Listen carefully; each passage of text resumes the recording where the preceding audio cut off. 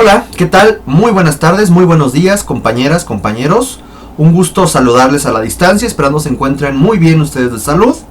Estamos en la última sesión. Esta sesión es interesante porque hablaremos sobre el surgimiento del Islam, sus generalidades y los focos culturales y escuelas arquitectónicas del Islam. Este es un tema demasiado vasto. Así como todas las demás temáticas que hemos visto, bien podrían ser una misma asignatura por sí solas. Les comento que originalmente esta sesión pues estaba organizada para 2 sesiones, pero debido al ajuste del calendario, etcétera, bueno, pues voy a super resumirlo en una sesión. Cuando hablamos del Islam y de esta arquitectura, automáticamente nos viene a la mente el Taj Mahal. Pero la arquitectura islámica va mucho más allá del Taj Mahal. El Taj Mahal es uno de los focos culturales, en este caso de una arquitectura que se llama mogol, por un tipo de dinastía de la India. Pero podemos encontrar que la extensión territorial del Islam fue tan amplio que existen diferentes regionalismos al momento de producir esta arquitectura. Y eso es lo que yo quiero que ustedes conozcan. No podemos conocerlo a profundidad, pero sí por lo menos que se den una idea. Muchas veces se piensa que al ser la arquitectura islámica, al relacionarse con el Medio Oriente, se cree o se piensa que poco o nada tiene que ver con el mundo occidental. ¿Y qué creen? Que sí.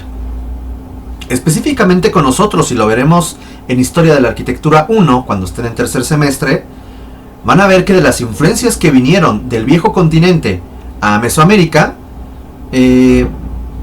más allá del tardogótico, más allá del cristianismo, vendrán elementos que asimiló la cultura, las culturas cristianas de Iberia, que fueron algunos elementos islámicos, que al final terminaron influyendo aquí, ¿no? Ahorita vamos a ver eso al final de la sesión, a qué me refiero con todo esto. Y pues bueno, vamos a iniciar. Primero, quiero que vean esa imagen. Esta imagen es una mezquita del Viernes, así se le llama, en Isfahán, que es una ciudad en Irán. Isfahán es una ciudad patrimonio de la humanidad, pero era una ciudad que se encontraba en el cruce de la famosa ruta de la seda. Este comercio que se dio entre China y se dio entre la Europa medieval, y que ya tenía antecedentes previos, pues fue justamente una de estas ciudades, junto con otras, Samarcanda por ejemplo, que pues se vieron beneficiadas por este gran florecimiento comercial. Si nosotros vemos estos elementos reflejados en la fotografía, como estos minaretes o torres, el tipo de arco, el tipo de decoraciones, que ahorita veremos cómo se llaman, son elementos que terminan siendo comunes en la arquitectura islámica. Pero vamos a ver que esta arquitectura será diferente a la que se ve en la India, diferente a la que se ve en el Califato de Córdoba, en Iberia, diferente a la que se ve en Egipto. Y hacia eso es a lo que yo quiero que ustedes vayan identificando. Primero, aquí hay un mapa, es un mapa del Medio Oriente, Europa, entre el siglo 7 y el siglo 8. Podemos ver cómo de pronto en la parte central, ya no sé ni dónde está mi plumita, aquí está. Podemos ver cómo en la parte central de lo que es Arabia Saudita hoy en día, encontramos 2 ciudades importantes, La Meca y Medina. Y es justamente ahí en donde va a nacer el Islam. Poco a poco el Islam, durante, digamos que de la mano de Mahoma, va a consolidarse en esta región verde. Una vez que él fallece, comienza un periodo llamado los primeros califas, en el cual podemos ver cómo crecerá la influencia de esta religión, el Islam, sobre todo lo que es el Medio Oriente, todo lo que es Arabia, todo lo que es Egipto, el levante del Mediterráneo, y se va hasta lo que es Persia, lo que es los países del Cáucaso. Una vez que termine este periodo, en torno al 661, inicia otro periodo en la historia del Islam que se llama los Omeya, que es una dinastía, una familia, los Omeya, que van a comenzar a expandir ya de forma más agresiva, militar, estas tradiciones arquitectónicas del Islam, que podemos ver en color naranja. Y vean hasta dónde llegó la influencia. Quiero que vean el año 721. Del 631 al 721, caray, 100 años. En 100 años vean hasta dónde se expandió. Podemos ver que llegó hasta regiones cercanas a lo que es la India, el norte de la India, y llegó a Europa. Aquí en otro mapa que les muestro, podemos ver justamente esto que les estoy comentando, que se conoce como la máxima expansión territorial del Islam en torno al siglo VIII. Eso quiere decir que mientras los estados papales se estaban conformando, mientras que el imperio carolingio, ¿se acuerdan de Carlomagno?, se estaba formando acá en la Europa central, al mismo tiempo el Islam estaba en su máxima extensión en ese momento, porque siguió creciendo. De hecho, vean cómo prácticamente toda Iberia cayó en manos de los musulmanes. Si se acuerdan, ahí se encontraba un grupo de origen godo que se llamaban los visigodos. Bueno, pues los visigodos fueron conquistados y siguieron y quisieron entrar a Francia, pero ya no pudieron contra los francos y se quedaron con toda Iberia, nada más que 700 años. Vaya que la influencia islámica en Iberia es evidente. Tengo otro mapa. Este mapa ya corresponde al siglo XVI, o sea, a los años 1500. Y podemos ver cómo en naranja aquí nos están mostrando la expansión del Islam para el año 1500. Vean cómo fue más allá y pues llegó prácticamente al centro de África, en culturas como los Songhai, Mali, que son culturas importantes del centro de África. Si han escuchado, por ejemplo, Timbuktu, que a veces es uno de los sitios, o en las caricaturas las mencionaban antes, ¿no?, que te enviaban a Timbuktu, pues Timbuktu está ahí. Ya saben dónde está Timbuktu, se refiere al imperio Mali. Y bueno, se extendió hasta lo que es Malasia, la India, algunas regiones de lo que es el cristianismo ortodoxo, ¿no?, en los países eslavos al norte. Y vean, una vez que los turcos, que fue una cultura que surgió en el medievo, en Anatolia, en lo que es Turquía, conquistan al imperio bizantino, específicamente a la ciudad de Bizancio, Constantinopla. A partir de ahí, todo lo que son los Balcanes y Asia Menor, que es lo que actualmente es Turquía, queda bajo el yugo de los otomanos, que son los turcos otomanos. Y ahí se comienza a consolidar el Islam. Y este imperio, bueno, va a durar bastantes siglos, ¿no? Ahorita lo vamos a comentar muy general. Entonces vean cómo de pronto el Islam, que es junto con el judaísmo y el cristianismo, en sus variantes del cristianismo, pues de las culturas más importantes, de las religiones más importantes que influyeron en la arquitectura occidental. No hay ahí ningún pero. ¿Qué pasa con el Islam? ¿Qué es eso? Para poder entender el Islam tenemos que entender que existen diferentes escuelas regionales.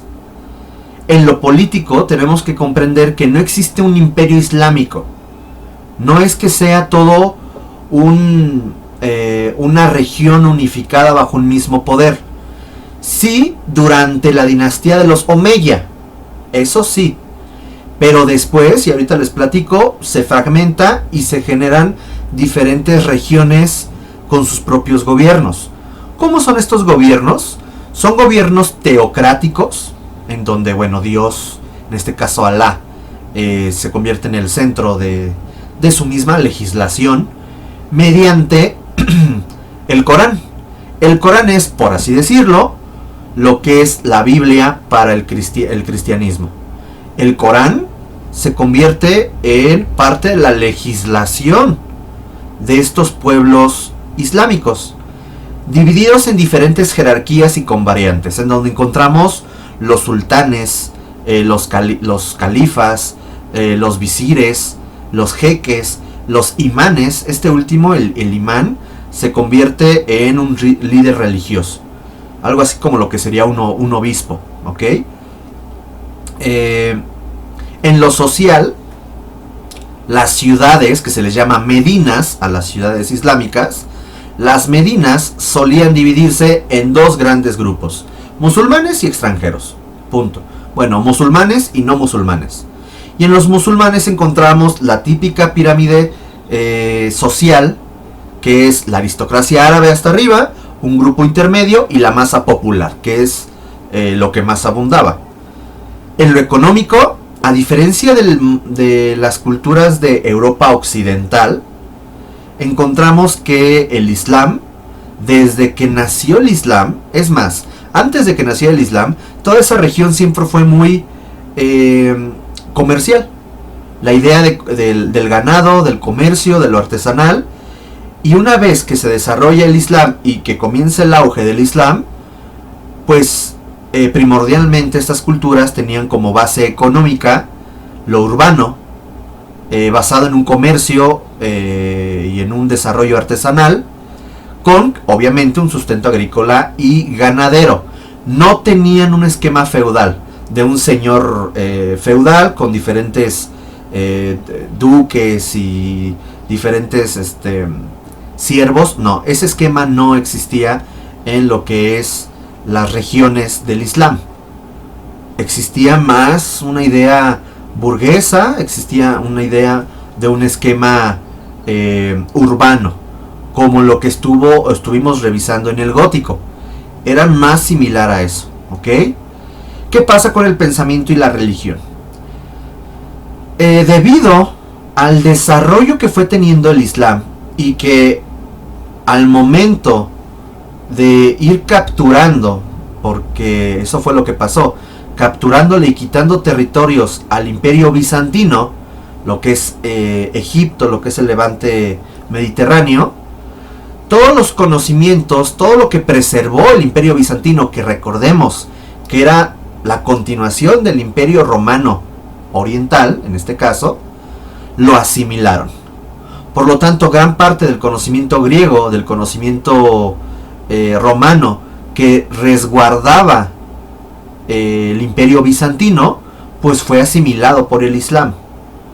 Por lo tanto, hay muchos aspectos como el manejo del agua, la higiene, las matemáticas, las medicinas, muchos elementos científicos, culturales, que se habían salvaguardado con el Imperio Bizantino, pues los retoma el Islam.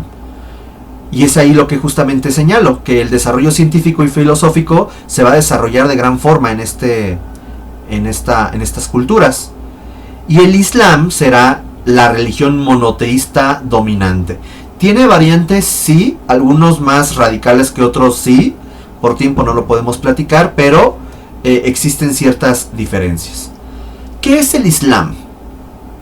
El Islam significa la sumisión a Dios el Altísimo, a través del monoteísmo, la obediencia y el abandono de la idolatría.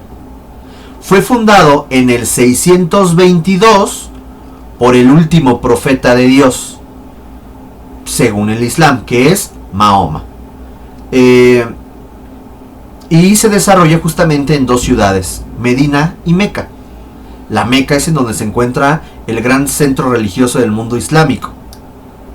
Se va a regir por el Corán. Se supone que el Corán fue un libro dictado literalmente por el arcángel Gabriel a Mahoma en una cueva. Quédense con la idea de la cueva y ahorita les explico por qué. Por lo tanto, este libro sagrado va a terminar entendiendo y conociendo, aceptando, de que todas las tradiciones cristianas, todas las tradiciones judías, son parte también de su historia. De hecho, a estas tres religiones se les conoce como brahmánicas, abramánicas, perdón, de Abraham, del profeta, del patriarca Abraham, porque tienen un mismo origen. No puedo detallar más de esto por el tiempo, pero será importante entender que, por ejemplo, Cristo es considerado como un profeta dentro del Islam, pero no como hijo de Dios. Y son estas variantes que comienza uno a identificar en la religión. Se considera como pilares fundamentales de la fe, creer en Alá, en los ángeles, en los libros y profetas del cristianismo y del judaísmo que encontramos en el Torá, los Salmos, el Evangelio. Y el Corán es el libro sagrado para el Islam. Creen en el último día, en la idea de un apocalipsis y la predestinación. ¿Cuáles son los pilares fundamentales? Hay 5 pilares. Oraciones 5 veces al día, dirección a la Meca. Ayuno durante el Ramadán. Hay que entender que de hecho el calendario islámico es diferente al de nosotros. Hay, por favor, quien le interese compartir con el grupo en Facebook, busquen el calendario islámico. Está unos años atrasados a nosotros. Ellos no están en el 2021, aunque claro, por fines prácticos hoy en día, pues siguen todos el calendario gregoriano, que es el que nosotros conocemos. Está dividido de otra forma, y de hecho el Ramadán coincide con por allá, más o menos por lo que es noviembre, por esas fechas, y tiene que ver mucho la idea de la luna para hacer la calendarización del calendario islámico.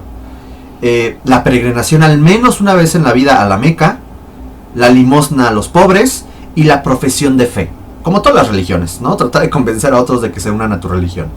Se considera el reemplazo del judaísmo y el cristianismo, según ellos, y retoman la fe pura de Abraham, al considerarse descendientes de Ismael.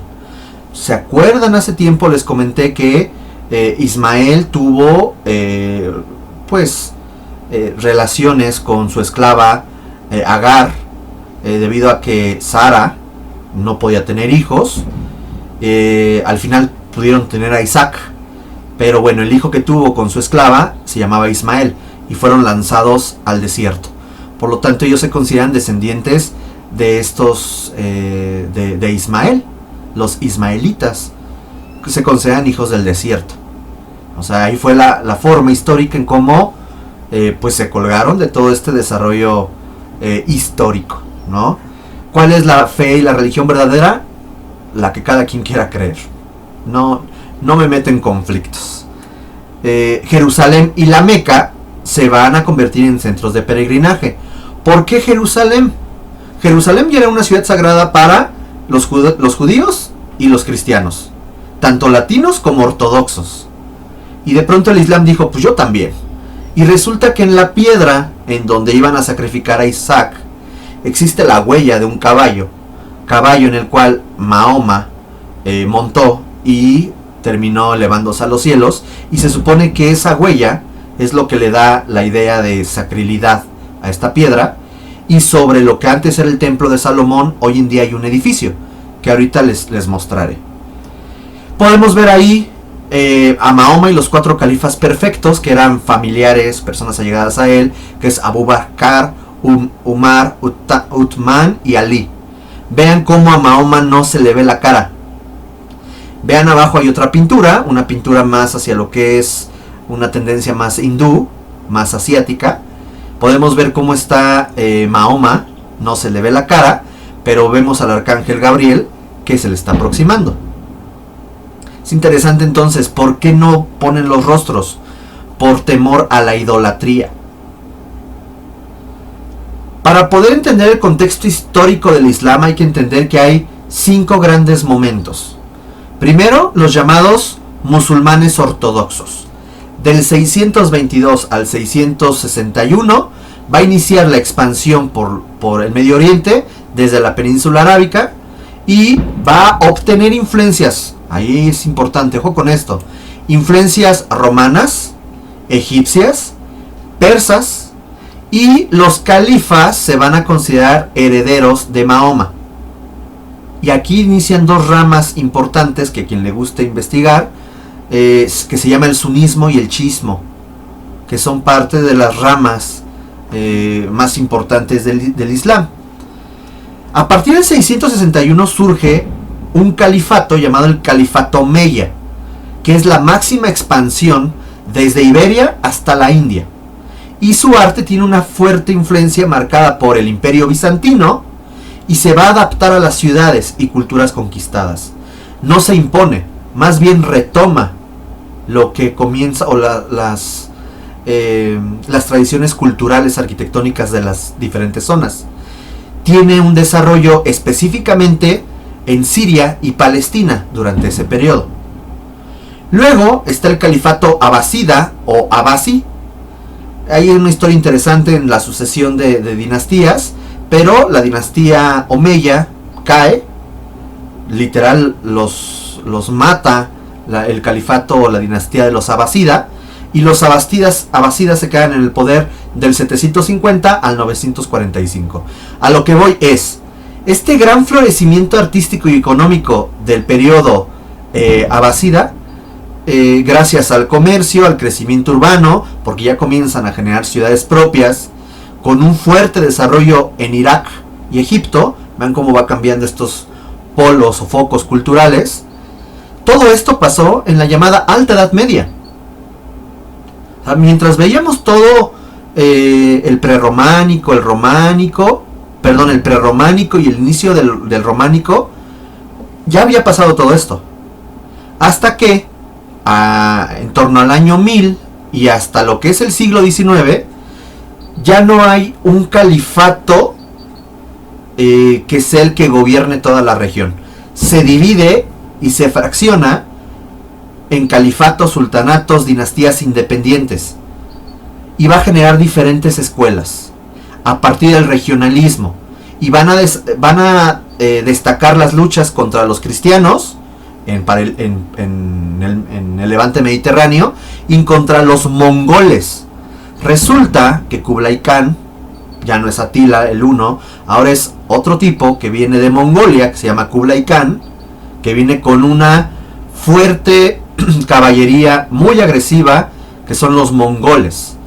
Y estos mongoles se expanden por toda Asia y llegan al Medio Oriente.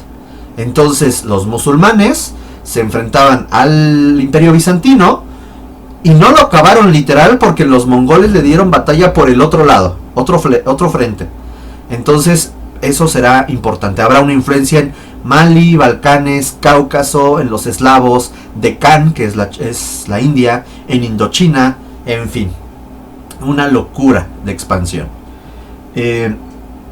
Entonces, en resumen, la Alta Edad Media va a coincidir con el nacimiento del Islam y con el fortalecimiento de las culturas islámicas gracias a los Omeya y a los Abasida, ¿ok? Y en la Baja Edad Media comienza el fraccionamiento de toda esta región, de esta cultura islámica en diferentes dinastías, y en las luchas intermitentes y también constantes contra los cristianos y contra los mongoles, ¿ok? Bien. Al día de hoy, es importante, acuérdense que les dije que ya no había una dinastía. Sabemos al día de hoy que existe ISIS, que es, se me fue exactamente el nombre, que es este grupo terrorista. Lo que buscan ellos es restaurar una dinastía en donde todos los países árabes que coinciden con el Islam se unan contra el occidente. Qué miedo, ¿no? Bueno, en fin, el mundo islámico hoy en día así está. Y podemos ver cómo hay dos grupos, unos grupos más radicales, que son los chiíes, y otros grupos menos radicales, pero no por eso puedan tener en lo interior, en el interior de su estructura, radicales y no radicales, que son los suníes. Vean cómo hay un mapa claramente definido de influencia islámica en lo que es el mundo. Vemos como Medio Oriente, el norte de África y lo que son las islas de Malasia, en la parte de Indochina, tienen una fuerte influencia islámica. Bien, para entender la arquitectura islámica, ¿qué hay que hacer? Hay que entender que existen tres grandes regiones. Estas tres grandes regiones pueden dividirse a partir de que conozcamos un poquito de geografía. El desarrollo que vamos a platicar es justamente el que se encuentra aquí, el medieval. Podemos entonces hacer tres grandes divisiones, así. Este que sería una escuela occidental, una escuela oriental y una escuela indo-persa o del Asia del Sur. Y ahí están, un grupo mediterráneo oriental que corresponde a este, un grupo mediterráneo occidental que corresponde a este y un grupo indo-persa o Asia del Sur que corresponde a este último. Y dentro de cada una de estas tres grandes grupos o regiones encontramos diferentes escuelas, diferentes tendencias que van cambiando a lo largo de los tipos de gobiernos, de la expansión territorial, etc. Por ejemplo, en el grupo mediterráneo oriental, la parte central, vamos a encontrar dos regiones específicamente. Lo que es el Maxarek, que se refiere a lo que es Egipto, y Asia Menor y los Balcanes. ¿Dónde es Asia Menor y los Balcanes? Esto es Asia Menor, lo que es Turquía, y los Balcanes. Todo ese territorio donde está Grecia, donde está Tracia, Macedonia, etc.